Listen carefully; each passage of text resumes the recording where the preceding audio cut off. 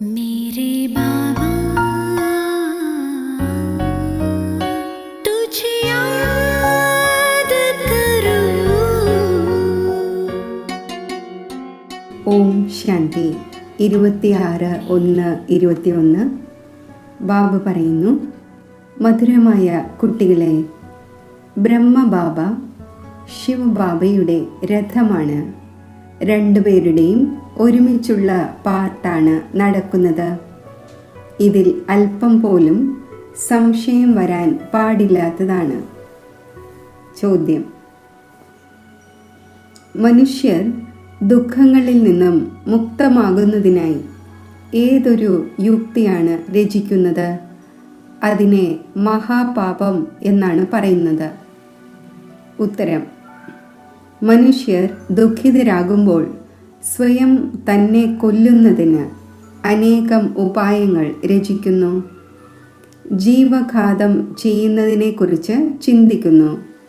ഇതിലൂടെ നമ്മൾ ദുഃഖങ്ങളിൽ നിന്നും മുക്തമാകും എന്ന് മനസ്സിലാക്കുന്നു. പക്ഷേ ഇതുപോലൊരു മഹാപാപം വേറെയില്ല. അവർ കൂടുതൽ ദുഃഖങ്ങളിൽ കുടുങ്ങിപ്പോവുകയാണ് ചെയ്യുന്നത്. കാരണം ഇത് അപാര ദുഃഖങ്ങളുടെ ലോകമാണ്. ഓം ശാന്തി. കുട്ടികളോട് ബാബ ചോദിക്കുന്നു, ആത്മാക്കളോട് പരമാത്മാവ് ചോദിക്കുന്നു, നമ്മൾ പരംപിതാ പരമാത്മാവിൻ്റെ മുന്നിലിരിക്കുകയാണ് എന്നത് അറിയുന്നുണ്ടോ?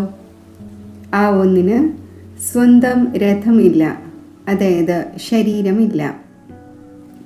ഈ ഭൃഗുടിയുടെ മധ്യത്തിൽ ബാബയുടെ നിവാസ സ്ഥാനമാണ് എന്നത് നിശ്ചയമുണ്ടല്ലോ. ബാബ സ്വയം പറയുന്നു, ഞാൻ ഇദ്ദേഹത്തിൻ്റെ ഭൃഗുടിയുടെ മധ്യത്തിൽ ഇരിക്കുന്നു. ഇദ്ദേഹത്തിൻ്റെ ശരീരം ലോണായി സ്വീകരിക്കുന്നു. ആത്മാവ് ഭൃഗുടിയുടെ മധ്യത്താണ്. ബാബയും അവിടെ തന്നെയാണ് ഇരിക്കുന്നത്. ബ്രഹ്മാവുണ്ട്, അപ്പോൾ ശിവബാബയുമുണ്ട്. ബ്രഹ്മാവില്ലെങ്കിൽ ശിവബാബ എങ്ങനെ സംസാരിക്കും? മുകളിൽ ശിവബാബയെ സദാ ഓർമ്മിച്ചു വന്നു. ഇപ്പോൾ നിങ്ങൾ കുട്ടികൾക്കറിയാം, നമ്മൾ ബാബയുടെ അടുക്കൽ ഇവിടെ ഇരിക്കുകയാണ്. ശിവബാബ മുകളിലായിരിക്കുകയും ബാബയുടെ പ്രതിമ ഇവിടെ പൂജിക്കപ്പെടുകയും ചെയ്യുന്നു എന്നല്ല. ഈ കാര്യങ്ങൾ വളരെയധികം മനസ്സിലാക്കേണ്ടവയാണ്. നിങ്ങൾക്കറിയാം, ബാബ ജ്ഞാനത്തിൻ്റെ സാഗരമാണ്. ജ്ഞാനം എവിടെ നിന്നാണ് കേൾപ്പിക്കുന്നത്? മുകളിൽ നിന്നും കേൾപ്പിക്കുമോ? ഇവിടെ താഴെ വന്നിരിക്കുകയാണ്. ബ്രഹ്മാവിൻ്റെ ശരീരത്തിലൂടെ കേൾപ്പിക്കുന്നു. ചില കുട്ടികൾ പറയുന്നു, നമ്മൾ ബ്രഹ്മാവിനെ അംഗീകരിക്കുന്നില്ല എന്ന്. പക്ഷേ ശിവബാബ സ്വയം പറയുന്നു, ബ്രഹ്മാവിൻ്റെ ശരീരത്തിലൂടെ എന്നെ ഓർമ്മിക്കൂ. ഇത് വിവേകത്തിൻ്റെ കാര്യമാണല്ലോ. എന്നാൽ മായ വളരെ ബലവാനാണ്. പെട്ടെന്ന് മുഖം തിരിപ്പിച്ച് പിന്നിലേക്കാക്കുന്നു.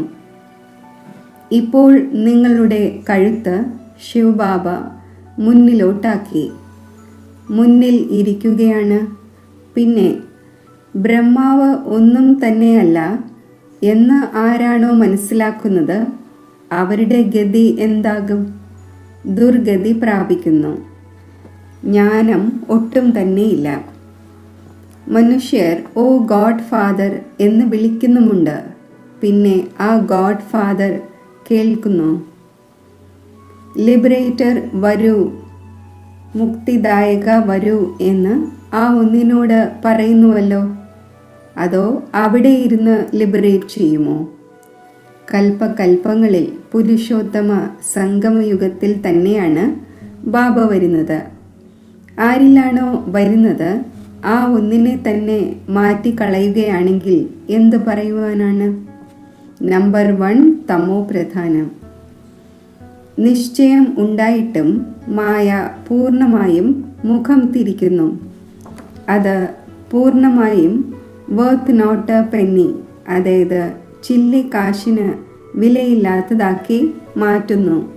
അത്രയും മായയിൽ ബലമുണ്ട്. ഇങ്ങനെയുള്ളവരും ചില സെൻറ്റേഴ്സിലുണ്ട്. അതിനാൽ ബാബ പറയുന്നു, ജാഗ്രതയോടെ ഇരിക്കണം. കേട്ട കാര്യങ്ങൾ ആരെയെങ്കിലും കേൾപ്പിച്ചു കൊണ്ടിരുന്നാൽ തന്നെയും പണ്ഡിതനെ പോലെ ആയിപ്പോകുന്നു. ബാബ പണ്ഡിതൻ്റെ കഥ പറഞ്ഞു തരാറുണ്ടല്ലോ. രാമ രാമ എന്ന് പറയുകയാണെങ്കിൽ സാഗരം കടന്നു പോകാം എന്ന് പണ്ഡിതൻ പറയും. ഈ ഒരു കഥയും ഉണ്ടാക്കിയിട്ടുണ്ട്. ഈ സമയം നിങ്ങൾ ബാബയുടെ ഓർമ്മയിലൂടെ വിഷയസാഗരത്തിൽ നിന്നും ക്ഷീരസാഗരത്തിലേക്ക് പോകുന്നുവല്ലോ. അവർ ഭക്തിമാർഗത്തിൽ അനേകം കഥകൾ ഉണ്ടാക്കിയിരിക്കുന്നു. ഇങ്ങനെയുള്ള കാര്യങ്ങളൊന്നുമില്ല. ഇത് ഒരു കഥയാണ് ഉണ്ടാക്കിയിരിക്കുന്നത്. പണ്ഡിതൻ മറ്റുള്ളവരോട് പറയുമായിരുന്നു. സ്വയം തീർത്തും ചെയ്യാത്ത രീതിയിലായിരുന്നു.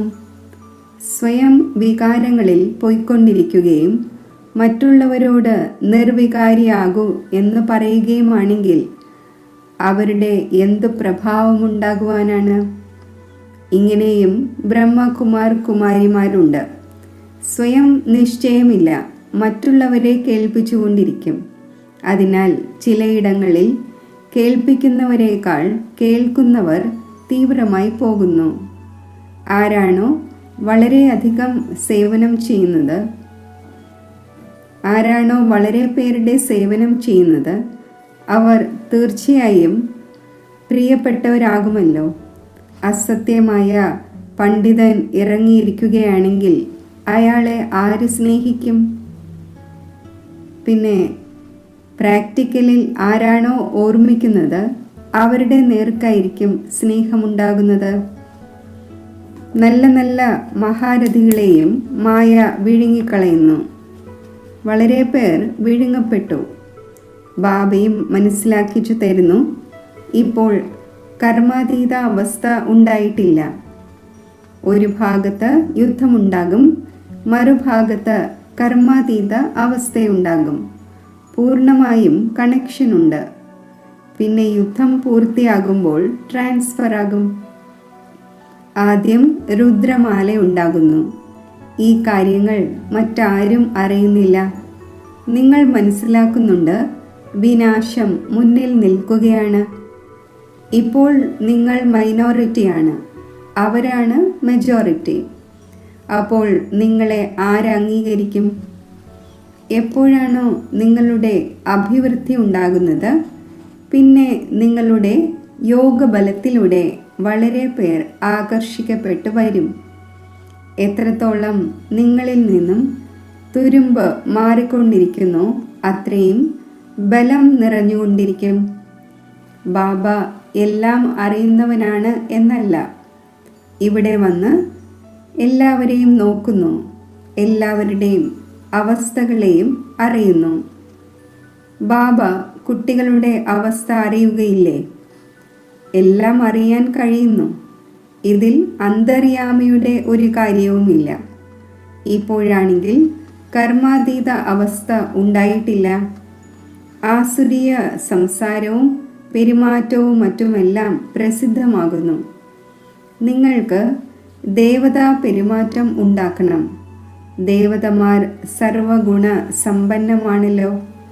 ഇപ്പോൾ നിങ്ങൾക്ക് ഇങ്ങനെ ആകേണ്ടതുണ്ട്. ആ അസുരനെവിടെ? ദേവതമാരെവിടെ?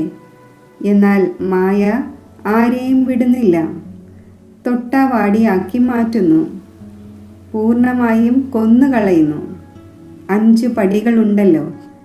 ദേഹാഭിമാനം വരുന്നതിലൂടെ മുകളിൽ നിന്നും പൂർണ്ണമായും താഴെ വീഴുന്നു. വീണ് മരിക്കുകയും ചെയ്തു. ഇക്കാലത്ത് സ്വയം തന്നെ കൊല്ലുന്നതിന് വേണ്ടി എങ്ങനെയെല്ലാമുള്ള ഉപായങ്ങൾ രചിക്കുന്നു. 21ാം നിലയിൽ നിന്നും ചാടുന്നു, പൂർണ്ണമായും ഇല്ലാതാകുന്നതിനു വേണ്ടി. പിന്നെ ഹോസ്പിറ്റലിൽ കിടക്കുകയും ദുഃഖം അനുഭവിക്കുകയും ചെയ്യാതിരിക്കുന്നതിനായി. 5 നിലയിൽ നിന്നും വീണിട്ട് മരിച്ചില്ലെങ്കിൽ എത്ര ദുഃഖം അനുഭവിച്ചു കൊണ്ടിരിക്കും. ചിലർ സ്വയം തീ കൊളുത്തുന്നു. അഥവാ ആരെങ്കിലും അയാളെ രക്ഷിക്കുകയാണെങ്കിൽ അയാൾക്ക് എത്ര ദുഃഖം സഹിക്കേണ്ടി വരുന്നു. കത്തിപ്പോവുകയാണെങ്കിൽ ആത്മാവ് ഓടിപ്പോകുമല്ലോ. അതിനാൽ ജീവഘാതം ചെയ്യുന്നു, ശരീരത്തെ ഇല്ലാതാക്കുന്നു. ശരീരം ഉപേക്ഷിക്കുന്നതിലൂടെ ദുഃഖങ്ങളിൽ നിന്നും മുക്തമാകും എന്ന് മനസ്സിലാക്കുന്നു. എന്നാൽ ഇതും മഹാപാപമാണ്. അതിനേക്കാൾ അധികം ദുഃഖം അനുഭവിക്കേണ്ടി വരുന്നു. കാരണം ഇത് അപാര ദുഃഖങ്ങളുടെ ലോകം തന്നെയാണ്. അവിടെയാണ് അപാര സുഖം, അതായത് സ്വർഗത്തിൽ. കുട്ടികളായി നിങ്ങൾ മനസ്സിലാക്കുന്നുണ്ട്, ഇപ്പോൾ നമ്മൾ റിട്ടേൺ ആവുകയാണ്, തിരിച്ചു പോവുകയാണ്. ദുഃഖധാമത്തിൽ നിന്നും സുഖധാമത്തിലേക്ക് പോകുന്നു. ഇപ്പോൾ ആരാണോ സുഖധാമത്തിൻ്റെ അധികാരിയാക്കുന്നത് ആ ബാബയെ ഓർമ്മിക്കണം. ഇദ്ദേഹത്തിലൂടെ ബാബ മനസ്സിലാക്കിച്ചു തരുന്നു. ചിത്രവുമുണ്ടല്ലോ, ബ്രഹ്മാവിലൂടെ സ്വർഗത്തിൻ്റെ സ്ഥാപന. നിങ്ങൾ പറയുന്നു, ബാബ, നമ്മൾ അനേകം തവണ അങ്ങിൽ നിന്നും സ്വർഗത്തിൻ്റെ സമ്പത്ത് എടുക്കുവാൻ വന്നിട്ടുണ്ട്. ബാബയും സംഗമത്തിൽ തന്നെയാണ് വരുന്നത്, ലോകത്തെ മാറ്റേണ്ടതായിട്ടുള്ളപ്പോൾ. ബാബ പറയുന്നു, ഞാൻ വന്നിരിക്കുകയാണ് കുട്ടികളായ നിങ്ങളെ ദുഃഖത്തിൽ നിന്നും മോചിപ്പിച്ച് സുഖത്തിൻ്റെ പാവന ലോകത്തിലേക്ക് കൊണ്ടുപോകാൻ. ഹേ പതീത പാവന എന്ന് വിളിക്കുന്നുമുണ്ട്. നമ്മളെ ഈ മോശമായ ലോകത്തിൽ നിന്നും വീട്ടിലേക്ക് കൊണ്ടുപോകൂ എന്ന് നമ്മൾ മഹാകാലനെയാണ് വിളിക്കുന്നത് എന്നത് മനസ്സിലാക്കുന്നില്ല. തീർച്ചയായും ബാബ വരും, നമ്മൾ മരിക്കും. അപ്പോഴായിരിക്കുമല്ലോ ശാന്തി ഉണ്ടാവുക. ശാന്തി ശാന്തി എന്ന് പറഞ്ഞുകൊണ്ടിരിക്കുന്നു. ശാന്തി ഉള്ളത് പരംധാമത്തിലാണ്. എന്നാൽ ഇത്ര അനേകം മനുഷ്യർ ഉള്ളതുവരെയും ഈ ലോകത്തിൽ ശാന്തി എങ്ങനെ ഉണ്ടാകും? സത്യയുഗത്തിൽ സുഖവും ശാന്തിയും ഉണ്ടായിരുന്നു. ഇപ്പോൾ കലിയുഗത്തിൽ അനേകം ധർമ്മങ്ങളുണ്ട്. എപ്പോഴാണോ അവ ഇല്ലാതാകുന്നത് അപ്പോൾ ഒരു ധർമ്മത്തിൻ്റെ സ്ഥാപന ഉണ്ടാകുന്നു. അപ്പോഴാണല്ലോ സുഖവും ശാന്തിയും ഉണ്ടായിരിക്കുന്നത്. നിലവിളികൾക്കു ശേഷം തന്നെയാണ് ജയ ജയഘോഷം ഉണ്ടാകുന്നത്. മുന്നോട്ട് പോകുമ്പോൾ നോക്കണം മൃത്യുവിൻ്റെ ബസാർ എത്ര ചൂട് പിടിക്കുന്നു എന്ന്. വിനാശം തീർച്ചയായും ഉണ്ടാകണം. ഒരു ധർമ്മത്തിൻ്റെ സ്ഥാപന ബാബ വന്നു ചെയ്യിക്കുന്നു. രാജയോഗവും പഠിപ്പിക്കുന്നു. ബാക്കി എല്ലാ അനേക ധർമ്മങ്ങളും ഇല്ലാതെയാകും. ഗീതയിൽ ഒന്നും കാണിച്ചിട്ടില്ല. പഞ്ചപാണ്ഡവരും നായും ഹിമാലയത്തിൽ പോയി ഉരുകി. പിന്നെ റിസൾട്ട് എന്തായി? പ്രളയം കാണിച്ചിരിക്കുന്നു. ജലമയമാകും, പക്ഷേ മുഴുവൻ ലോകവും ജലമയമാവുക സാധ്യമല്ല. ഭാരതം അവിനാശി പവിത്ര ഖണ്ഡമാണ്. അതിലും ആബു ഏറ്റവും പവിത്ര തീർത്ഥസ്ഥാനമാണ്. അവിടെ ബാബ വന്ന് കുട്ടികളായ നിങ്ങളിലൂടെ സർവരുടെയും സദ്ഗതി ചെയ്യുന്നു. ദിൽവാല ക്ഷേത്രവും എത്ര നല്ല സ്മാരകമാണ്, എത്ര അർത്ഥസഹിതമാണ്. പക്ഷേ ആരാണോ ഉണ്ടാക്കിയത് അവർ അറിയുന്നില്ല. എങ്കിലും നല്ല അറിവുള്ളവരായിരുന്നുവല്ലോ. ദ്വാപരയിൽ തീർച്ചയായും നല്ല വിവേകശാലികളുണ്ടാകും. കലിയുഗത്തിൽ ഉണ്ടായിരിക്കുന്നത് തമോ പ്രധാനമായവരാണ്. ദ്വാപരത്തിൽ പിന്നെയും തമോ ബുദ്ധിയായിരിക്കും. അതായത് ദ്വാപരയിൽ തമോ ബുദ്ധിയും കലിയുഗത്തിൽ തമോ പ്രധാനവുമായിരിക്കും. എവിടെയാണോ നിങ്ങൾ ഇരിക്കുന്നത് അത് എല്ലാ ക്ഷേത്രങ്ങളെക്കാളും ഉയർന്നതാണ്. വിനാശത്തിൽ ഹോൾസെയിൽ മൃത്യു ഉണ്ടാകും എന്നത് ഇപ്പോൾ നിങ്ങൾ കണ്ടുകൊണ്ടിരിക്കും. ഹോൾസെയിൽ മഹാഭാരത യുദ്ധമുണ്ടാകും. എല്ലാം ഇല്ലാതാകും. ബാക്കി ഒരു ഖണ്ഡം അവശേഷിക്കും. ഭാരതം വളരെ ചെറുതായിരിക്കും. ബാക്കി എല്ലാം ഇല്ലാതാകും. സ്വർഗം എത്ര ചെറുതായിരിക്കും. ഇപ്പോൾ ഈ ജ്ഞാനം നിങ്ങളുടെ ബുദ്ധിയിലുണ്ട്. ആർക്കെങ്കിലും മനസ്സിലാക്കിച്ചു കൊടുക്കുന്നതിനും സമയമെടുക്കുന്നു. ഇതാണ് പുരുഷോത്തമ സംഗമയുഗം. ഇവിടെ എത്ര അനേക മനുഷ്യരുണ്ട്. അവിടെ എത്ര കുറച്ച് മനുഷ്യരാകും ഉണ്ടാവുക. ഇതെല്ലാം സമാപ്തമാകും. വേൾഡിൻ്റെ ഹിസ്റ്ററിയും ജോഗ്രഫിയും തുടക്കം മുതൽ റിപ്പീറ്റാകും. തീർച്ചയായും സ്വർഗം മുതൽ റിപ്പീറ്റ് ചെയ്യും. പിന്നീടല്ല വരുന്നത്. ഈ ഡ്രാമയുടെ ചക്രം അനാദിയാണ്. അത് തിരിഞ്ഞുകൊണ്ടേയിരിക്കുന്നു. ഈ ഭാഗത്ത് കലിയുഗം, ആ ഭാഗത്ത് സത്യയുഗമാണ്. നമ്മൾ സംഗമത്തിലാണ്. ഇതും നിങ്ങൾ മനസ്സിലാക്കുന്നുണ്ട്. ബാബ വരുന്നുണ്ട്. ബാബയ്ക്ക് രഥം തീർച്ചയായും വേണമല്ലോ. ബാബ മനസ്സിലാക്കിച്ചു തരുന്നു. ഇപ്പോൾ നിങ്ങൾ വീട്ടിലേക്ക് പോകുന്നു. പിന്നെ ഈ ലക്ഷ്മി നാരായണനാകണം. അപ്പോൾ ദൈവിക ഗുണങ്ങളും ധാരണ ചെയ്യേണ്ടതാണ്. രാവണ രാജ്യമെന്നും രാമരാജ്യമെന്നും ഏതിനെയാണ് പറയുന്നത് എന്നതും കുട്ടികൾക്ക് മനസ്സിലാക്കിച്ചു തരുന്നു. പതീതത്തിൽ നിന്നും പാവനവും പിന്നെ പാവനത്തിൽ നിന്നും പതീതവും എങ്ങനെയാണാകുന്നത്? ഈ കളിയുടെ രഹസ്യം ബാബ ഇരുന്ന് മനസ്സിലാക്കിച്ചു തരുന്നു. ബാബ നോളജ്ഫുള്ളും ബീജരൂപവുമാണല്ലോ, ചൈതന്യമാണ്. ആ ഒന്ന് വന്ന് മനസ്സിലാക്കിക്കുന്നു. മുഴുവൻ കൽപ്പവൃക്ഷത്തിൻ്റെയും രഹസ്യം മനസ്സിലായോ എന്ന് ബാബ തന്നെയാണ് പറയുക. ഇതിൽ എന്തെല്ലാമാണുള്ളത്? നിങ്ങൾ ഇതിൽ എത്ര പാർട്ട് അഭിനയിച്ചു? പകുതി കൽപ്പം ദൈവിക സ്വരാജ്യമാണ്, പകുതി കൽപ്പം ആസുരീയ രാജ്യമാണ്. ആരാണോ നല്ല നല്ല കുട്ടികൾ, അവരുടെ ബുദ്ധിയിൽ നോളജ് ഇരിക്കുന്നു. ബാബ തനിക്ക് സമാനമാക്കി മാറ്റുകയാണല്ലോ. ടീച്ചേഴ്സിലും നമ്പർ വൈസ് ആയിരിക്കും. ചിലരാണെങ്കിൽ ടീച്ചറായിട്ടും പിന്നെ പിണങ്ങുന്നു. വളരെ പേരെ പഠിപ്പിച്ച ശേഷം പിന്നെ സ്വയം ഇല്ലാതായി. ചെറിയ ചെറിയ കുട്ടികളിൽ പല പല സംസ്കാരങ്ങൾ ഉള്ളവരുണ്ട്.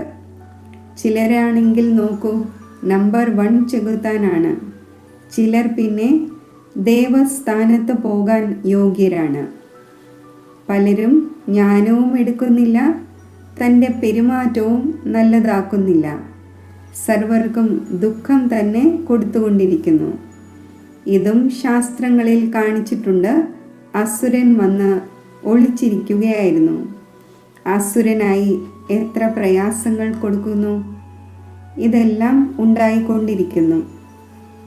ഉയർന്നതിലും ഉയർന്ന ബാബയ്ക്ക് തന്നെ സ്വർഗത്തിൻ്റെ സ്ഥാപന ചെയ്യുവാൻ വരേണ്ടി വരുന്നു.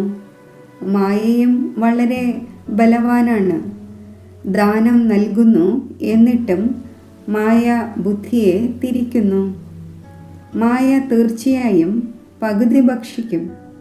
അതിനാലാണ് പറയുന്നത് മായ വളരെ കഠിനമാണ് എന്ന്. പകുതി കൽപ്പം മായ രാജ്യം ഭരിക്കുന്നു.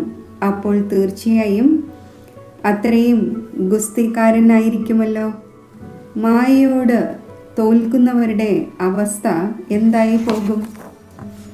ശരി, മധുരമധുരമായ സിഖിലത്തെ കുട്ടികൾക്ക് മാതാവും പിതാവുമായ ബാബ് ദാദയുടെ സ്നേഹസ്മരണകൾ. Good morning. ആത്മീയ അച്ഛൻ്റെ ആത്മീയ കുട്ടികൾക്ക് നമസ്തേ. ധാരണയ്ക്കുള്ള മുഖ്യസാരം: ഒരിക്കലും തൊട്ടാവാടിയാകരുത്. ദൈവിക ഗുണങ്ങൾ ധാരണ ചെയ്ത് തൻ്റെ പെരുമാറ്റം നേരെയാക്കണം. ബാബയുടെ സ്നേഹം നേടുന്നതിനായി സേവനം ചെയ്യണം. എന്നാൽ എന്താണോ മറ്റുള്ളവരെ കേൾപ്പിക്കുന്നത് അത് സ്വയം ധാരണ ചെയ്യണം. കർമാതീത അവസ്ഥയിലേക്ക് പോകുന്നതിൻ്റെ പരിപൂർണ പുരുഷാർത്ഥം ചെയ്യണം.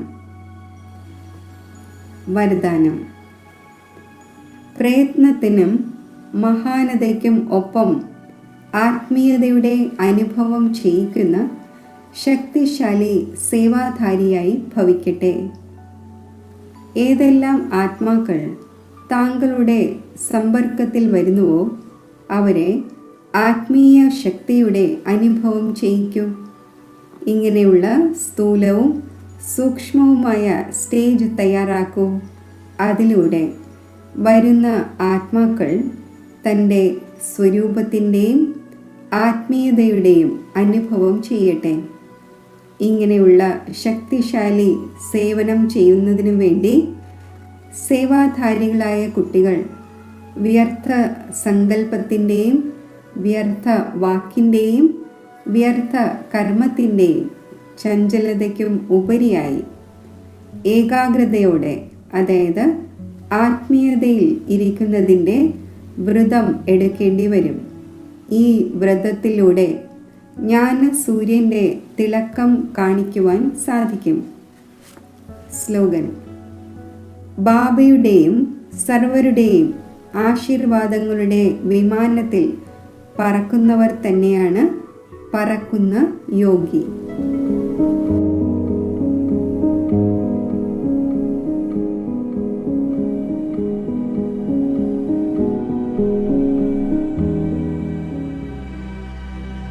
സർവശക്തികൾ കൊണ്ടും ആരാണോ സമ്പന്നമായിരിക്കുന്നത് അവർക്കാണ് വിഘ്നവിനാശകൻ ആകുവാൻ കഴിയുന്നത്.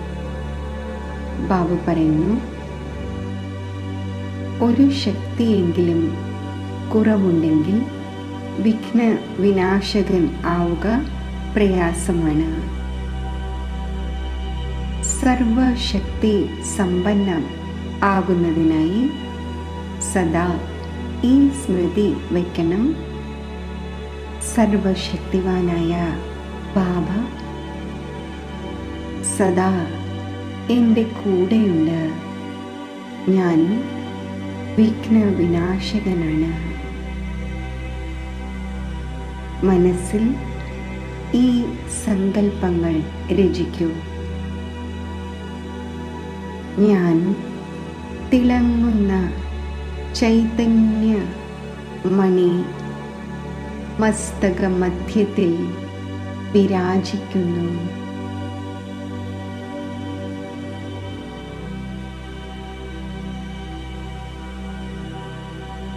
പരമധാമത്തിൽ ജ്ഞാന സൂര്യനായ ശിവബാബയുടെ സ്വരൂപത്തിൽ ബാബയുടെ സർവശക്തിവാന്റെ സ്വരൂപത്തിൽ ബുദ്ധിയെ സ്ഥിരമാക്കൂ.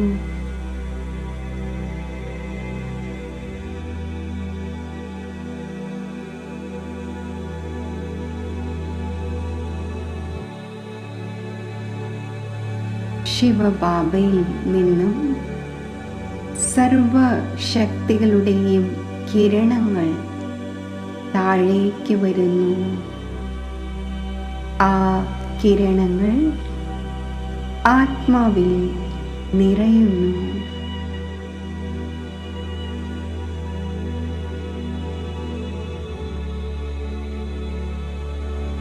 സമസ്ത ഈശ്വരീയ ശക്തികളും നിറഞ്ഞ ഞാൻ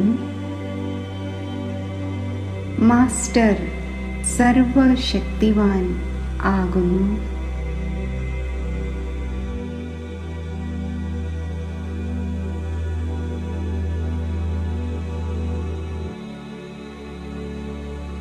ഞാൻ സർവശക്തി സമ്പന്നമായ വിഘ്നവിനാശകനാണ്. എൻ്റെ ഉള്ളിൽ വിഘ്നങ്ങളെ ഇല്ലാതാക്കുവാനുള്ള അപാര ശക്തിയുണ്ട്.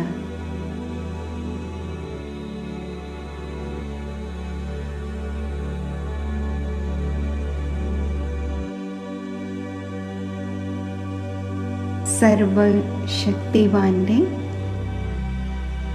സന്താനമായ ഞാൻ എൻ്റെ വിഘ്നവിനാശക സ്വരൂപമായ ഗണേശ സ്വരൂപം സ്വീകരിക്കുന്നു.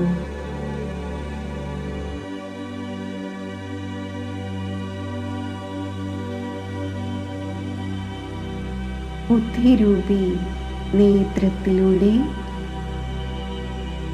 തൻ്റെ വിഘ്ന വിനാശക സ്വരൂപം കാണൂ.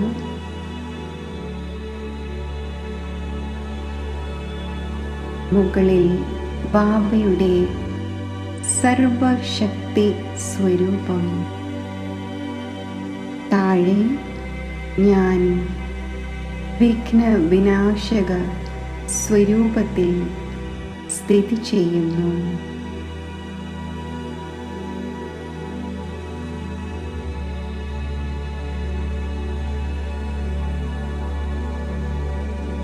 എൻ്റെ മുന്നിൽ ഭക്താത്മാക്കളെ ഞാൻ കാണുന്നു.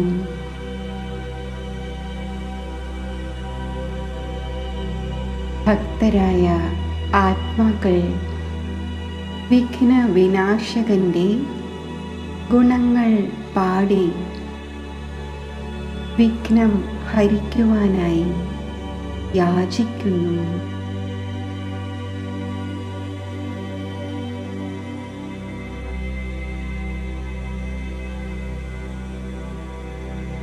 ഭക്തരുടെ വിളികൾ കേട്ട് ഞാൻ എൻ്റെ വരദാനി ഹസ്തത്തിലൂടെയും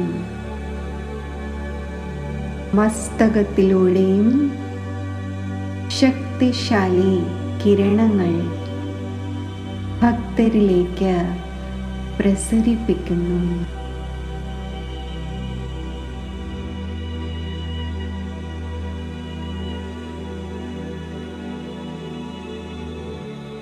സർവശക്തിവാന്റെ ഈ ശക്തി കിരണങ്ങൾ ഭക്തരിൽ പതിയുമ്പോൾ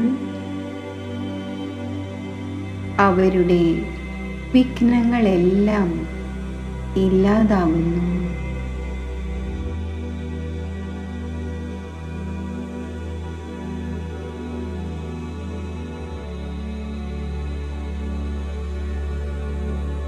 സർവ വിഘ്നങ്ങളുടെ ഭാരങ്ങളിൽ നിന്നും അവർ തീർത്തും മുക്തരാകുന്നു, ഭാരരഹിതമാകുന്നു, ലൈറ്റ് ആകുന്നു.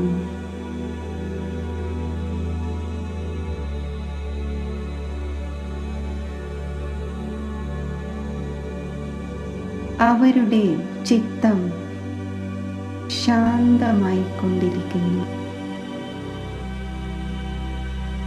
ആ ആത്മാക്കൾക്ക് ഈശ്വരീയ ആശ്രയത്തിൻ്റെയും സുരക്ഷയുടെയും ശക്തിയുടെയും അനുഭവം ഉണ്ടാകുന്നു.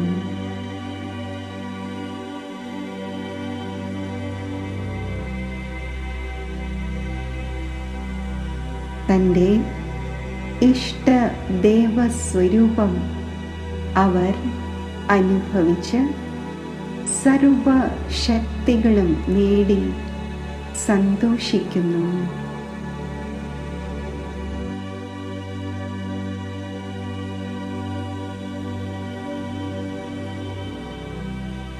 വീണ്ടും ഞാൻ എൻ്റെ സർവശക്തി സമ്പന്ന സ്വരൂപത്തിൽ,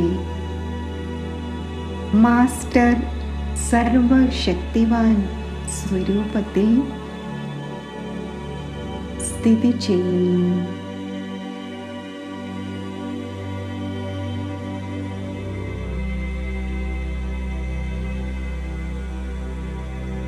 പരംധാമത്തിൽ നിന്നും സർവശക്തിവാനായ ശിവപിതാവിൻ്റെ ശക്തിശാലി കിരണങ്ങൾ എന്നിൽ പതിച്ചുകൊണ്ടിരിക്കുന്നു.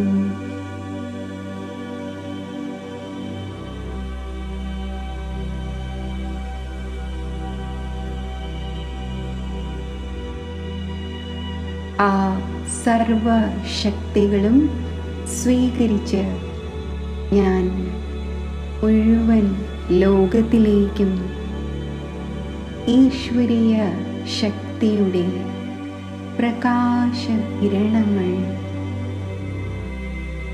വ്യാപിപ്പിക്കുന്നു.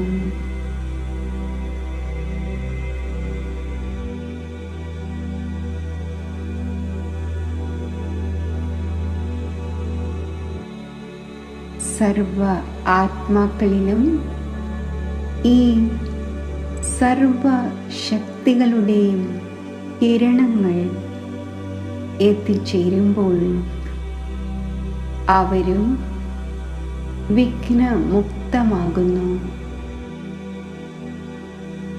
ഭാരരഹിതമാകുന്നു, ശക്തിശാലിയാകുന്നു.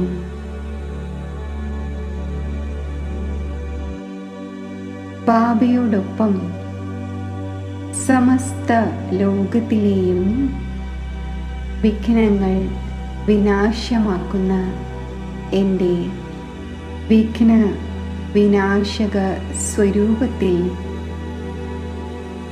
സ്ഥിതി ചെയ്ത ശക്തികളുടെ വൈബ്രേഷൻസ് വ്യാപിപ്പിച്ചുകൊണ്ടിരിക്കുന്നു.